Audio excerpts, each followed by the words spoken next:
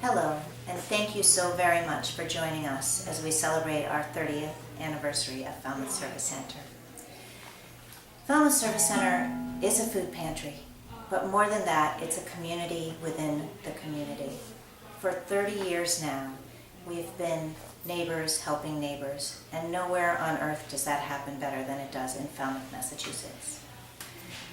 This place has been home to many people over the years who have needed help and people who have given help. We've provided hundreds of thousands of bags of food. Many households have received financial assistance, food stamps, fuel assistance, back to school clothing, all sorts of holiday programs. But more than anything else, what's happened through the Falmouth Service Center's work in all of our locations has been the gift of giving good, solid listening and helping and companionship to people who have needed it. Today with me is Betsy Dowd, President of the Board of Falmouth Service Center.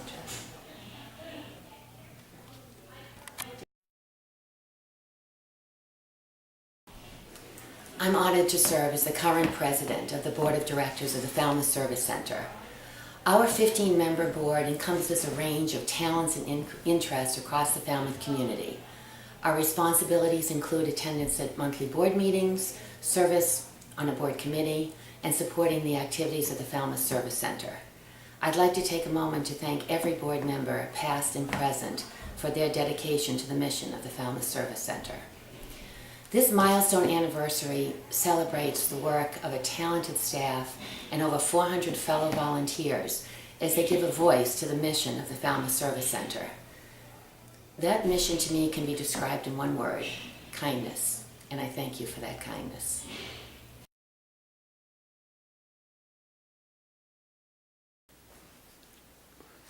It just seems impossible that it was 30 years ago that the Service Center got underway with a small group of volunteers, Peter and Barbara Sloan being the first, and the ministers and priests in town got together to start, and we were at Mullenhall School in a little classroom giving out food that was donated. That was always canned goods, there was nothing fresh at that time, and the needy fund in Hyannis gave us $1,500 a month to spend. We could spend 30 of it by our own decision, but if it was higher than that, we had to call Hyannis to see if that was agreeable. And from day one, I think the most outstanding thing is that we never had a fundraiser. We never really had to ask for money. If the till got a little low, somebody would say something to somebody and we'd get a check. And the donations, the food donations began to grow, and we put bins in the supermarket, and those were always full every time we went to get them. And again, the other thing that astounds me over the years is the growth in volunteers. There seem to always be volunteers, always good volunteers. Doris Puget was an early volunteer that I think still volunteers, and it just goes on and on.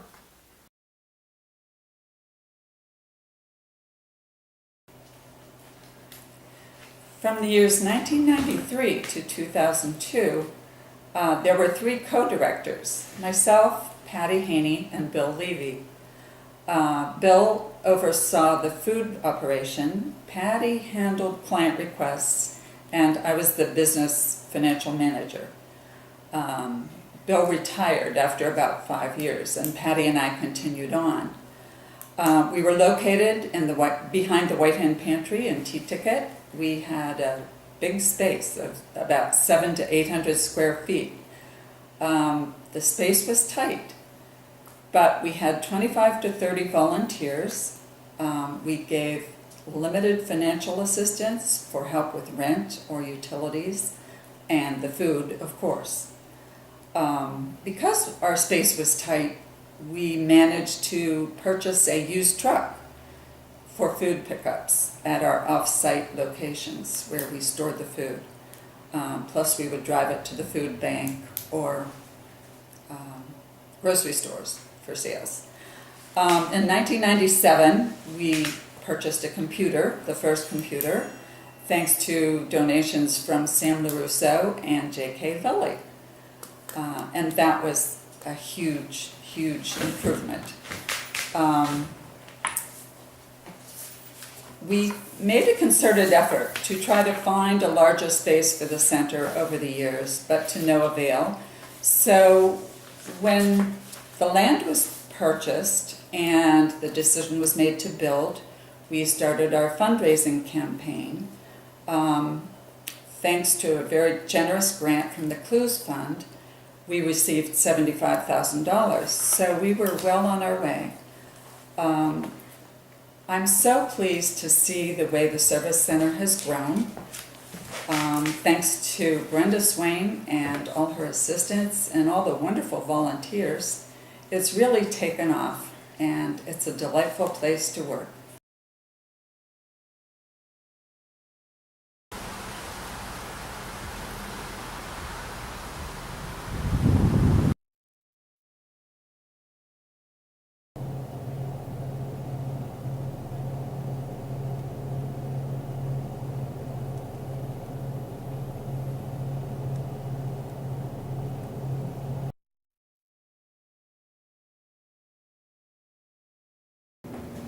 I'm so glad to be here today to help celebrate the 30th anniversary of the Falmouth Service Center.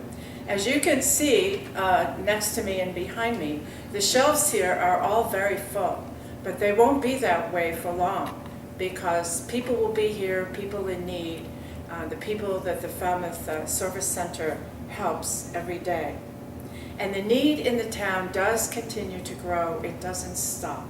In 30 years, thinking back when we were a smaller town and looking at what Falmouth is now, not only does the town grow, but the needs of the people grow, and the Falmouth Service Center really helps make that happen. So there is no question about its value to the community, and not just the community of Falmouth, but the Falmouth Service Center helps other food pantries all around the Cape, and they really work together as a community of service to all the people on Cape Cod. But the most important, aside from our very excellent executive director, Brenda Swain, the most important people here are the volunteers.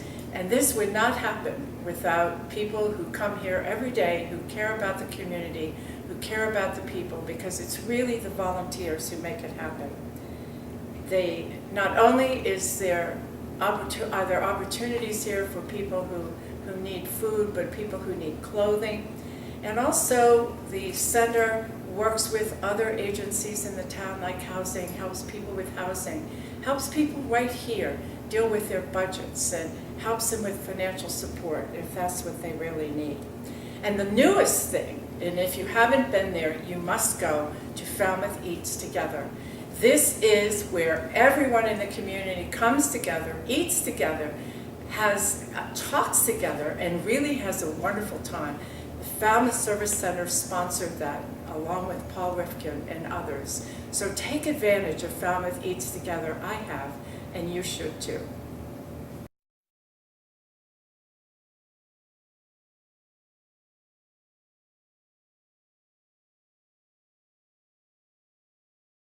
My experience here with the garden goes back quite a few years, for just about its beginning. When I came on the scene, the volunteers from the Jewish Temple and also the AmeriCorps were coming and helping put in the fence. The shed was a gift to us, and my church allowed me to take some money and buy some tools. And then we put in a notice, if you're moving away, please give us your tools. So I'd come here and find tools all piled up against the fence out front. This experience and community gardens are not new, they're popular, they go back to the Victory Gardens. But this is a spot where people can come, have a nice little plot of land at a very inexpensive price, and we try to provide them with plants because I grow 60 or so trays in my home greenhouse, and they're donations from people in Ashby and from people elsewhere. We have a lot of fun with this because some people are expert gardeners, some people are brand new, and we get to, in the older days, we used to have potluck suppers, and we'd sit down and bring in a couple of master gardeners, and we'd sort of foil off each other and answer questions and bring good information from it. The whole concept here is one of sharing. Half the produce goes to the service center to help people, but we share in so many other ways. There were years of building up the soil because it had been landscaped, and everybody does a part. And so far, it's worked very nicely.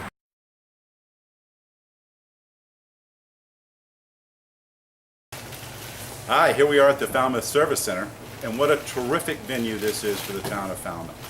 It provides a service that is desperately needed in this town, and unfortunately, because of the tough economic times, the actual need has been growing over the years. But boy, has Falmouth and its volunteers stepped up to the plate. Brenda Swain does a terrific job. She really does. She understands people's needs and their concerns and their dignity. You know, people don't like coming to a place like this because, you know, it basically says you're struggling. But we all know we've all struggled at times or know people who have. So Brenda makes it a painless effort. All the volunteers here make it something where people feel welcome, and it helps them get through the year. I can't help but to thank also Bill Huff. You know, what the Falmouth Enterprise does with their annual drive at Christmas time is just amazing. And for those who don't know, shame on you because you should contribute. Then you'll get a handwritten note from Bill. That's how much effort he's put into it. You know, I think he's trying to live up to his sister's ambitious efforts for this organization. And he's done an extremely good job. And it's a great contribution that he gives to the community, the newspaper gives. But most importantly, all these volunteers and what they do here makes Falmouth what it is today. A wonderful community to live regardless of your resources. So everyone step up contributing. We're having the 30th year of the Service Center being here. It's a terrific facility. If you haven't come out, grab some extra food, grab some cash out of the drawer, and come down and contribute. It's well worth it. You'll feel better at the end of the day.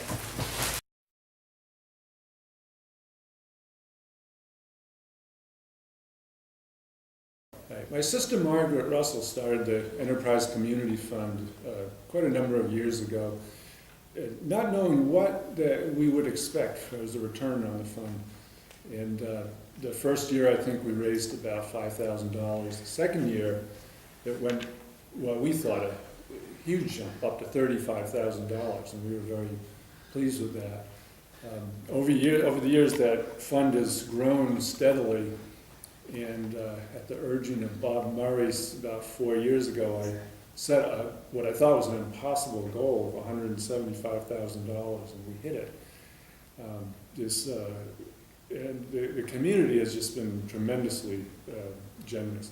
And what always interests me is the breadth and depth of the donors of the community fund. We have a number of very generous donors, Dana Miskell being one of them.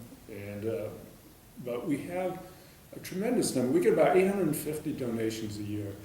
And the ones that really strike a chord are the donations of $12.50 or $15.68 donated by a kid, collected on his paper route. It really speaks well of the community. So here with me today is Dana Miskell. He's the president of the board of the Service Center, and he spearheaded the recent fund drive to renovate the building over in Gifford Street.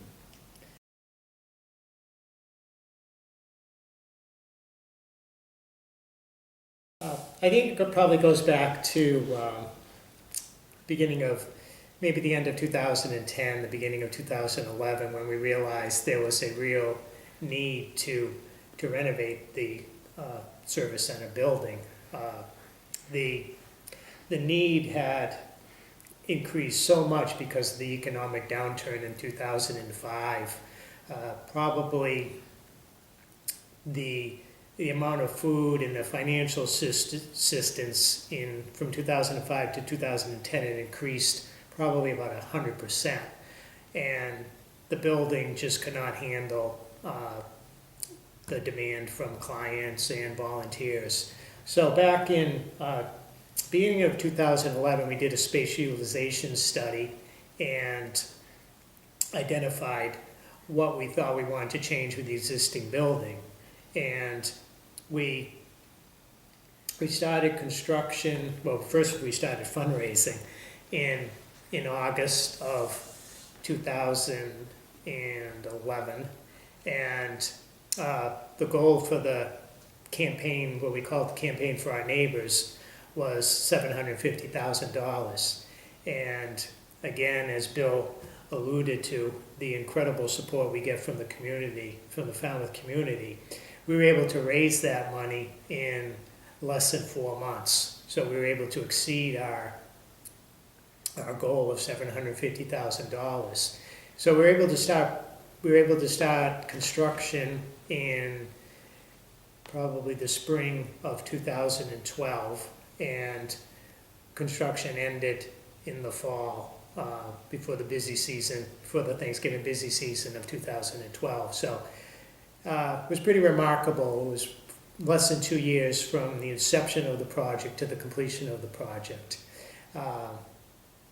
Again, incredible support from the community, and to be able to raise that amount of money. And still, one of the things we really stressed was the need to keep giving to operations in the community fund. The community fund was still able to meet the goal even while we raised that capital campaign of $750,000. On behalf of every client who's ever walked through the door of Falmouth Service Center, I say a heartfelt thank you to the volunteers who have been here all these years, making such a difference in people's lives.